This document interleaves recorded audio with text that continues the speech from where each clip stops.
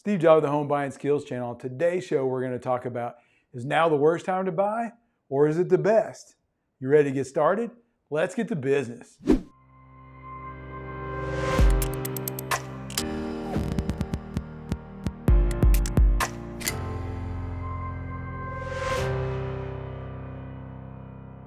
So whether it's the worst time to buy or the best time to buy depends on several factors. And we're going to look at each of those factors, but it also depends on what's going in on your local market. So before you make a decision, make sure you talk to a local expert first and get their advice.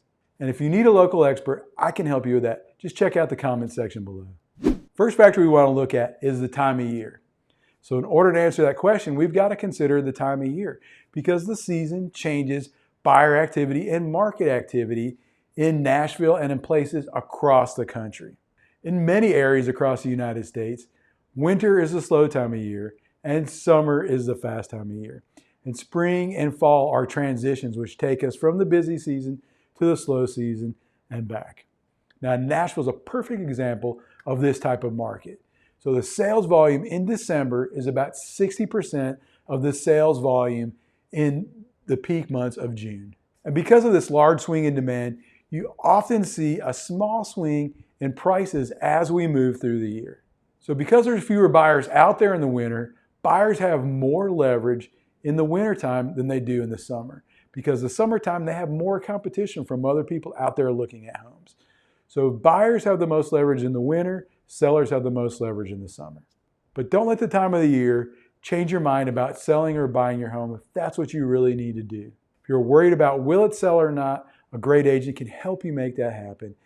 And if you're wondering about if you can buy a home in the summertime, the same thing too.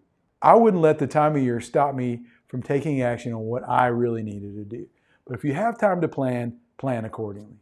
Now, another thing to consider, whether it's the worst time to buy or not, is prices. And prices right now are at all-time highs. We haven't seen prices this high in the history of most markets across the United States. And most people think, well, we want to buy low and sell high, right? Well, that assumes that the price is going to decline. If you want to buy a home, go ahead and buy it now. Experts are not predicting declines in the near future. In fact, they're expecting prices to continue to rise. Now, they're not going to rise as fast as they were last year, but they're going to continue to rise. So if you want the best price, you're probably going to have to buy it within the next 6 months, sometime before the end of Q2 2023. Now, you don't have to take my word about prices. Let's look back at the history of prices going back 50 years. Now, we've had 6 recessions during that time, and in 5 of those recessions, prices either held steady or gained during a recession. Only one time did prices decline, and that was during the Great Recession. And as we know, the market conditions, the inventory, everything about the market is completely different now than it was back in 2008. So we don't expect a Great Recession, and we don't expect prices to decline. So when's a good time to buy? To wrap this up, probably is if you're looking at prices as your number one concern, you're probably going to want to buy within the next 6 months because prices are going to continue to rise after that. And as I said earlier, Zillow is expecting a small price drop, less than 1%, early on in 2023, and they expect that by the end of 2024, we'll be back in growth mode again and we'll have erased any deficit. Now, price is one of those things that you can't control. It is what it is. You can't make it any lower.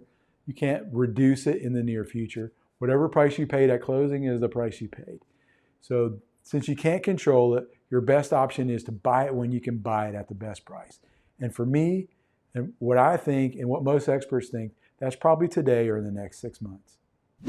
Now let's talk about the second factor that affects affordability, and that is interest rates. Now, interest rates are also at the highest point they've been since 2008. Now, that's not their all-time high, and it may seem like they're all-time high to you, but actually rates are running about the average for the long term, as long as mortgages have been in place. It's running about average, about 7%, 6 to 7% is the long-term average for mortgages, and that's about where we are today. Now, rates are one area where you have some control. So when you lock in, when you purchase a loan, that's not the rate you have to keep for the life of the loan. You can always refinance if the rates get lower, save yourself some money, lower your payment. That's what most people do. So that's why you don't always want to let rates prevent you from buying a home, because you have a couple options. Two of your options right now are something like a 2-1 buy down, where you pay some interest in advance and it buys your rate down for a year or two so that you can get to the point where we've had a slowdown in the economy and rates have been brought back down, and then you can refinance. Or you can just keep the rate that you currently have, wait for rates to drop in the next year or two, and then refinance again. So there's a couple of different options. There's probably several more out there that I can think of, but those are two of the most popular options or workarounds that you can do so you can buy the home you want to today and get the rate that you want later down the road. Now, one last factor that we need to look at to determine if it's going to be ugly in 2023 is the supply versus demand. Now, if either of those gets out of whack, it'll get ugly. 2021 is a great example. The demand was way above the supply of homes. And buying a home really was a frustrating, difficult thing to do during 2021. We don't want that to happen. We also don't want to go back to 2008 and 2009 where there was many homes on the market and few buyers. That was very devastating to the economy and to people that wanted to buy a home, and especially people that wanted to sell a home. Very frustrating. So the supply and demand is a huge issue when it comes to what the market is going to look like next year. And so here's what we expect to happen. We expect the supply of homes to slow down because A, builders are going to slow down, and B, we think interest rates are going to continue to rise a little bit, which means that less people are going to put their homes on the market. So we'll have less supply, and with high interest rates, we'll automatically have less demand. So we think those two things are going to come to equal out with each other. So we think we'll have fewer homes sold, maybe a small dip in price, but that should recover by the end of the year, and we'll be back in growth mode again. So how do you decide what to do if you're in this situation? Well, first of all, you need to look at all of these factors, see what's important to you, and decide what you need to do. You also need to look at other factors that are specific to your location and specific to maybe even to your neighborhood or your city. So that's where a local expert comes in. They can help you with that. They can help guide you with these major factors and any minor factors that you need to consider and help you come up with a great decision. Thank you for watching this show on the housing market. If you liked the video, click the like button to let us know you enjoyed it. If you have any questions, leave them in the comment section below and I'll make sure to answer them. And be sure to hit the subscribe button and hit the bell so you never miss another episode. Take care and have a good day.